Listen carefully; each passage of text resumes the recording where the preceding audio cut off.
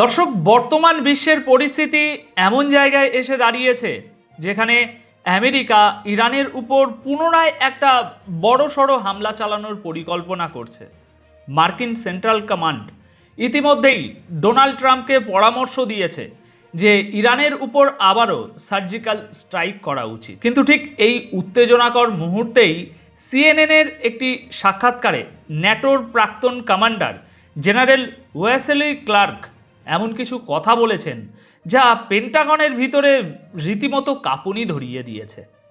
আসল ব্যাপারটা হলো, পশ্চিমা মিডিয়া সবসময় দেখাতে চায় যে আমেরিকা অজেয়, কিন্তু ওয়াসলি ক্লার্কের মতো একজন শীর্ষ সামরিক কর্মকর্তা যখন প্রকাশ্যে বলেন যে ইসরায়েলি এবং মার্কিন ডিফেন্স সিস্টেমে ইরান যে আঘাত এনেছে তার ক্ষতিপূরণ করাটা আমেরিকার জন্য এক প্রকার দুঃস্বপ্ন হয়ে দাঁড়িয়েছে, তখন বুঝতে হবে ভেতরে ভেতরে আমেরিকার অবস্থা কতটা শোচনীয়।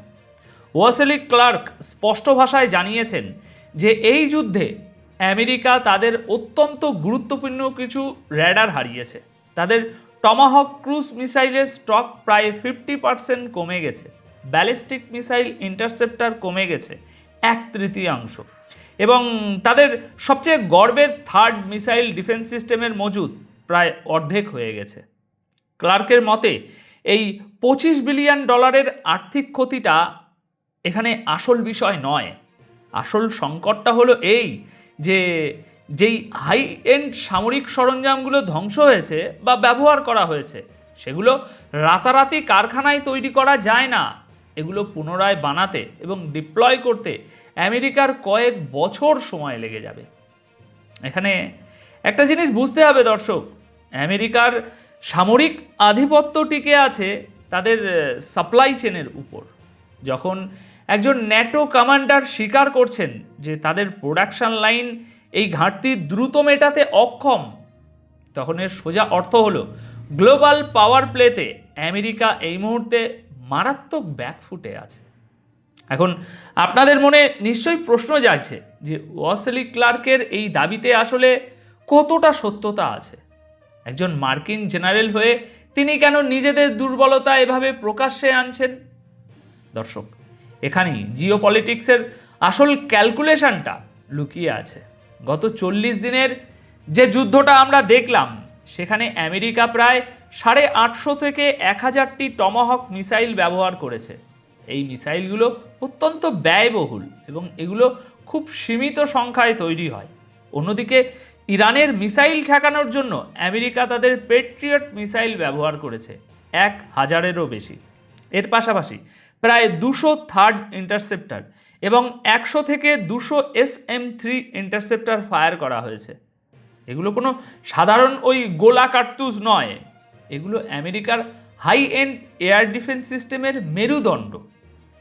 সবচেয়ে বড় ধাক্কাটা আমেরিকা খেয়েছে যখন ইরানের হামলায় অন্তত একটি অত্যন্ত শক্তিশালী থার্ড র্যাডার সম্পূর্ণ ধ্বংস বা মারাত্মকভাবে ক্ষতি হয়েছে। এই র্যাডারগুলো হলো ব্যালিস্টিক মিসাইল ট্র্যাক করার জন্য আমেরিকার চোখ। পৃথিবীতে এরকম র্যাডার খুব কমই আছে। এর পাশাপাশি MQ রিপারের মতো ড্রোন এবং হাজার হাজার হাই প্রিসিশন অস্ত্র আমেরিকা হারিয়েছে। ওয়াসলি ক্লার্ক হয়তো 50% বা 1/3 যে হিসেবটা দিচ্ছেন সেটা তার নিজস্ব অনুমান হতে পারে, কারণ পেন্টাগন কখনোই আসল ডেটা পাবলিক করবে না। কিন্তু একজন প্রাক্তন ন্যাটো কমান্ডার হিসাবে তিনি যে ট্রেন্ডটা ধরিয়ে দিচ্ছেন তা শতভাগ নির্ভুল। আমেরিকা ইরানের সাথে একটা সীমিত যুদ্ধেই তাদের হাইটেক অস্ত্রের ভাণ্ডার প্রায় খালি করে ফেলেছে। এখন এর সুদূর প্রসারী প্রভাবটা ভাবুন। ভবিষ্যতে যদি চীন বা রাশিয়ার মতো বড় শক্তি আমেরিকার সাথে সরাসরি কোনো সংঘাতে জড়ায়, তবে আমেরিকা লড়বে কি দিয়ে? তাদের স্টকই তো খালি। এই জন্যই ওয়াসলি ক্লার্ক মূলত মার্কিন এস্টাবলিশমেন্টকে সতর্ক করেছেন যে অন্ধের মতো যুদ্ধে না জড়িয়ে নিজেদের প্রোডাকশন এবং সাপ্লাই লাইনের দিকে নজর দিন। ঠিক এই প্রেক্ষাপটেই এবার আমাদের নজর দিতে হবে গতকালই মার্কিন সেনেটে ঘটে যাওয়া একটা অত্যন্ত গুরুত্বপূর্ণ ঘটনার দিকে। গতকালই ডিফেন্স সেক্রেটারি পিট হেগসেথ সেনেটের সামনে দাঁড়িয়ে এক প্রকার মরিয়া হয়ে বলেছেন যে ইরানের সাথে যুদ্ধের দ্বিতীয় দফার জন্য তাদের বিপুল পরিমাণ অর্থের প্রয়োজন। তিনি সেনেটের কাছে পরিষ্কারভাবে জানিয়েছেন যে আগামী 24 থেকে 48 ঘন্টার মধ্যে মার্কিন প্রতিরক্ষা দপ্তরের প্রায় 1.3 থেকে 1.5 ট্রিলিয়ন ডলারের বাজেট প্রয়োজন। সংখ্যাটা খেয়াল করুন, 1.5 ট্রিলিয়ন ডলার। ওয়াসিলি ক্লার্ক একদিকে বলছেন যে আমেরিকার অস্ত্রের ভাণ্ডার খালি হয়ে গেছে এবং তা পূরণ করতে বছরের পর বছর সময় লাগবে, আর ঠিক তার পরপরই মার্কিন ডিফেন্স সেক্রেটারি সেনেটের কাছে ট্রিলিয়ন ডলারের বাজেট চাইছেন। এই দুটো ঘটনাকে একসঙ্গে মেলালেই আপনি আমেরিকার বর্তমান হতাশা এবং তাদের কৌশলগত ব্যর্থতার আসল চিত্রটা বুঝতে পারবেন। তারা বুঝতে পেরেছে যে ইরানের সাথে এই 40 দিনের যুদ্ধে তারা সামরিকভাবে যতটা না লাভবান হয়েছে তার চেয়ে বহুগুণ বেশি ক্ষতি তাদের নিজেদের করে ফেলেছে। এখন এই বিশাল বাজেট দিয়ে তারা রাতারাতি অস্ত্র বানিয়ে ফেলতে পারবে না ঠিকই, কিন্তু তারা চেষ্টা করছে ডিফেন্স কন্ট্রাক্টরদের পকেট ভরিয়ে প্রোডাকশন লাইনকে কোনো মতে সচল রাখার। এটা মূলত আমেরিকার মিলিটারির ইন্ডাস্ট্রিয়াল কমপ্লেক্সের একটা পুরনো খেলা, যেখানে যুদ্ধ দেখিয়ে সাধারণ জনগণের ট্যাক্সের ট্রিলিয়ন ডলার হাতিয়ে নেওয়া হয়। এদিকে আমেরিকার এই বেহাল দশার মাঝেই প্রকাশ্যে এসেছেন ইরানের সুপ্রিম লিডার মোস্তাফা খামেনি। গত কিছুদিন ধরে পশ্চিমা মিডিয়া এবং তাদের প্রপাগান্ডা মেশিনারিগুলো মোস্তাফা খামেনির স্বাস্থ্য এবং নিরাপত্তা নিয়ে নানা ধরনের গুজব ছড়াচ্ছিল। তারা দাবি করছিল যে তিনি হয়তো গুরুতর অসুস্থ বা তাকে লুকিয়ে রাখা হয়েছে, কিন্তু সেই সমস্ত জল্পনা এবং মিথ্যে খবরের মুখে ছাই দিয়ে মোস্তাফা খামেনি অত্যন্ত সুস্থ এবং আত্মবিশ্বাসী রূপে জনসমক্ষে এসেছেন। এবং তিনি শুধু আসেইনি, আমেরিকার উদ্দেশ্যে এমন এক তীক্ষ্ণ হুঁশিয়ারি দিয়েছেন যা ওয়াশিংটনের ঘুম হারাম করার জন্য যথেষ্ট। মোস্তাফা খামেনি স্পষ্ট ভাষায় বলেছেন যে ইরানের পারমাণবিক এবং মিসাইল প্রোগ্রাম হলো তাদের 9 কোটি গর্বিত ইরানি নাগরিকদের জাতীয় সম্পদ এবং এর সুরক্ষায় ইরান কোনো ধরনের আপোস করবে না। তিনি আমেরিকাকে সরাসরি চ্যালেঞ্জ ছুড়ে দিয়ে বলেছেন, আমেরিকানদের পারস্য উপসাগরে থাকার কোনো অধিকার নেই, আর যদি তারা এখানে আসে তবে তাদের একমাত্র জায়গা হবে উপসাগরের অথই জলের নিচে, যেখানে আমরা তাদের চিরতরে কবর দেব। তিনি আরও যোগ করেছেন যে পারস্য উপসাগর এবং হরমুজ প্রণালীর জন্য একটি নতুন যুগের সূচনা হতে যাচ্ছে। দর্শক, এই কথাগুলো কোনো ফাঁকা রাজনৈতিক বুলি নয়, এটি একটি পরিষ্কার ডক্টরিন। ইরান খুব ভালো করেই জানে যে আমেরিকা এখন সামরিকভাবে ক্লান্ত এবং তাদের অস্ত্রের মজুদ তলানিতে। তাই ইরান তাদের রেড লাইনটা খুব শক্তভাবে টেনে দিয়েছে।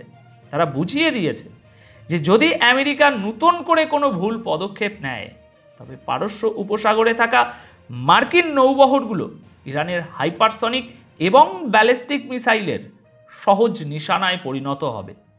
এখন আমাদের একটা অত্যন্ত গুরুত্বপূর্ণ জিওপলিটিক্যাল ফ্যাক্ট মাথায় রাখতে হবে এখানে দর্শক। আপনারা যদি খুব গভীরভাবে খেয়াল করেন দেখবেন ইরান কখনোই নিজে থেকে গায়ে পড়ে যুদ্ধ শুরু করে না। ইরান সবসময় একটা প্রতিরক্ষামূলক কৌশল অবলম্বন করে। তারা মূলত রিয়াকশান দেয়। আমেরিকা বা তাদের মিত্ররা যখন আক্রমণ করে তখনই কেবল ইরান তার জবাব দেয়। কিন্তু যুদ্ধের এই ডাইনামিক্সে সবচেয়ে বড় ভয়ের কারণ হয়ে দাঁড়িয়েছে হরমুজ প্রণালী। এই হরমুজ প্রণালী হলো বিশ্ব অর্থনীতির অন্যতম প্রধান ধমনী। জাতিসংঘের প্রধান অ্যান্টোনিও গুতেরেসও এই বিষয়ে চরম সতর্কতা জারি করেছেন।